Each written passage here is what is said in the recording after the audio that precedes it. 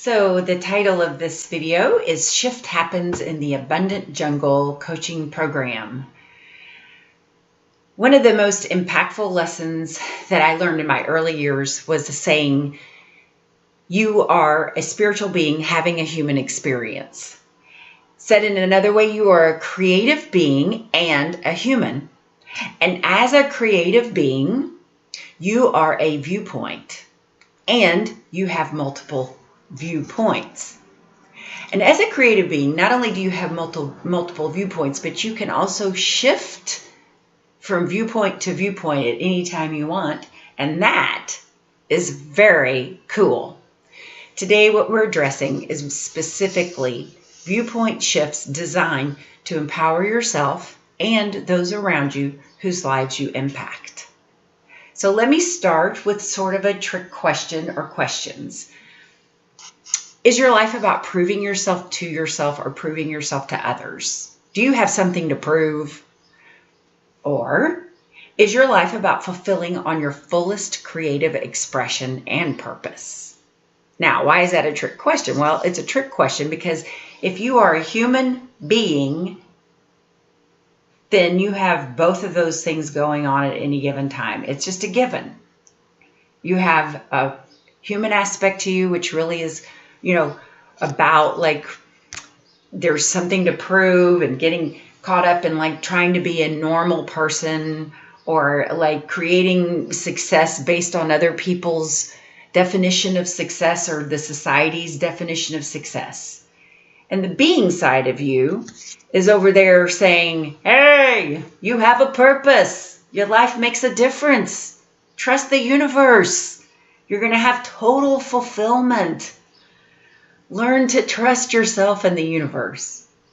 So at any given time, you can shift back and forth between the two aspects of you as a human and a being.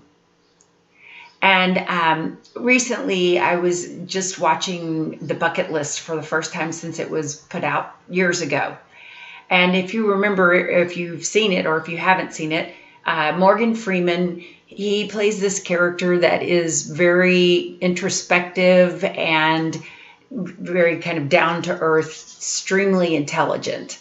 And Jack Nicholson plays this character being extremely intelligent and he's like a stereotypical materialistic billionaire type.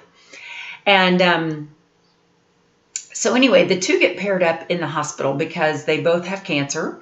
And so they're sharing a hospital room and they are undergoing chemo treatments and they end up supporting each other, throughout all of the after effects of the chemo. They play a lot of card games together. They have a lot of conversations. They're both extremely intelligent while their viewpoints, their world views are very different. Their intelligence kind of like brings them together. And so they have all these conversations. And one thing that happens is in that movie, one of the main things that happens is that they get informed both on the same day that their cancer is definitely terminal and they each have like 6 months to a year to live.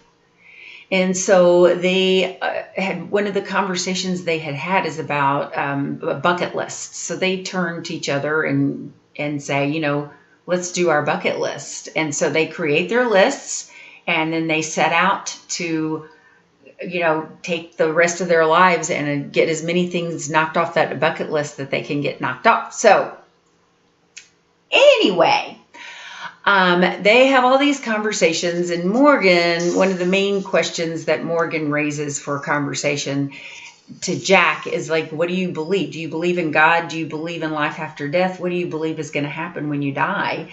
And Jack just kept saying, I don't know, and I don't care. And so then Morgan finally, after they traveled and they did all these things together, Morgan finally decided that it was a good idea to introduce at least one simple spiritual principle to Jack about his, definite upcoming death. And he said, in this Eastern philosophy, what they believe is they believe that, when you die, you're going to get asked two questions at the, entrance into your spiritual life or return to your spiritual life. And the first question is, did you find joy in your life? Did you experience joy in your life? The second question being, did you bring joy to other people's lives? Now, recently also I watched another show, Ellen DeGeneres' 20th anniversary. This show was the 20th anniversary of her coming out of the closet in the public, like on television. She was like the first Hollywood person to come out of the closet, as a matter of fact. I didn't realize that. But anyway, I found that out by watching her show, and it was her 20th anniversary. She had Oprah on the show because Oprah had interviewed her back 20 years ago when she came out of the closet. It was a really big deal. She made history. And so after a couple of segments of her and Oprah interacting, Oprah turned to her and said, listen, you are the most bravest woman in the world. And Ellen's response regarding Oprah's comments was, what she had learned from this historical event in her life, not just in her life, but historical, like she made history, is that you have to be totally true to who you are. And when you are totally true to who you are, the greatest things will happen in your life that you could have never, ever even imagined. So in the Abundant Jungle coaching group, this is what we do. We're exactly working on that because we're creating ourselves as really who we are, huge, huge human beings. And this universe, what this universe really is an abundant universe. And so we continually create abundance consciousness because while this is an abundant universe we live in, the current consciousness is leaning more towards lack and scarcity, and it infiltrates everyone. And the way that it gets on women is a kind of a where women will play small and stay safe and even hide. And so in the Abundant Jungle coaching group, what we do is we create and recreate abundance consciousness. And then what that does is that actually kind of like shines a light on where we are shrinking, getting small, playing small, being small, holding back, withholding from ourselves. And as we distinguish those different mechanisms, we simply take our viewpoints and redirect our viewpoint to abundance consciousness. And there are all kinds of miracles happening in the group. It is just really great support for doing what Ellen was talking about doing and what Morgan Freeman pointed out, like really living your life largely being who you really are and what your life is really about, having the support to do that and doing it with a lot of joy. Like joy is being a major navigating post for like finding who you really are and ongoingly find that, because that's an open-ended question if you're into the art of living as a human being. It's like never-ending question. Who are you really? You know, what is your life about really? Like continually navigating with those kinds of questions is very useful. And so in the Abundant Jungle, that is what we are doing, and there are some really awesome breakthroughs coming through. It's been going on since March 1st in pilot mode. And what I'd like to do is I'd like to offer you these questions now in closing. So what I want to ask you is just how flexible are you in shifting your viewpoints? So what viewpoints of yourself are you and your life literally have you boxed in, trapped? Yesterday I was calling it the invisible ceiling. We talk about the invisible ceiling as if it's like just in corporate America or in politics or whatever, but like the invisible ceiling that you have created from your viewpoint, your worldview, in your occurring of yourself. Like what viewpoints of yourself and your life literally have you hitting and popping down from your own glass ceiling?